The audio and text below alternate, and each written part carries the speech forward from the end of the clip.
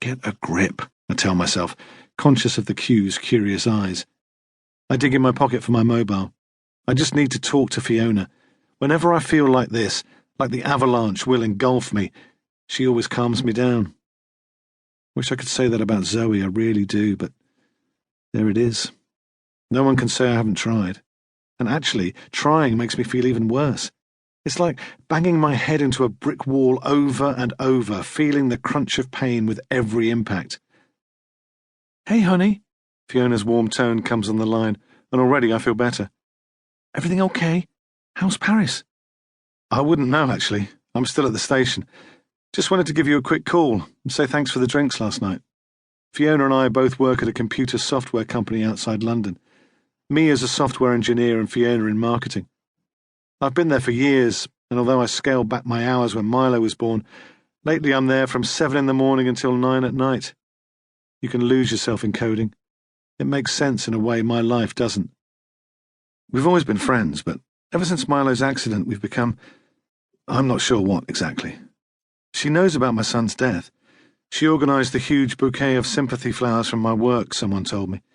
But she doesn't look at me with eyes full of pity, offer meaningless hugs, ask how I'm doing, or how Zoe and I are doing. With her, I'm the same Edward I've always been, and I can laugh and joke without feeling awkward. She reminds me a bit of what Zoe used to be, actually. Always laughing, full of energy, up for any adventure. Fiona and I haven't kissed. We barely even touch. But the more time we spend together, the more I want to. It's my pleasure. Fiona's voice sounds sleepy, and in an instant my brain flashes to an image of her wrapped up in crumpled bedclothes, stretching out one long, white-as-snow leg. My groin tightens again at the thought of being there with her, and I push away the image before I really give this cue something to stare at. 41 years old and I've become an erection machine. We chat for a bit about our weekend plans, the work week ahead, and 1,000 other inconsequential things that make me catch my breath, feel back in control of my thoughts. Finally, I look at my watch, noticing we've been talking for almost 20 minutes. I'd better go find Zoe. Not that she'll care I've been gone for so long. I'd wager she's staring off into space, just where I left her. Tension filters through me again as Fiona says goodbye, and I hang up. I dial Zoe's number to see where she's got to, listening absent-mindedly as the phone clicks through to voicemail. I let out an impatient puff. Has she forgotten to turn the bloody thing on again? My wife has never been the best at answering her mobile. Before we had Milo, she'd even forget to bring the phone with her half the time, defeating the meaning of the word mobile. Lately, I'm lucky if she answers maybe 10% of the calls I make. Not that I call her much anymore. I ring again, but once more I only get voicemail.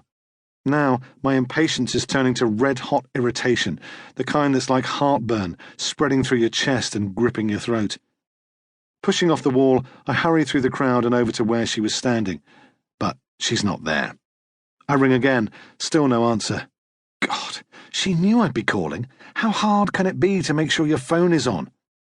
I stride up and down the station, craning my neck for a glimpse of her dark ringlets threaded with grey. I didn't even know she had grey hair until she stopped dyeing it after Milo. Actually, I didn't even know she dyed it.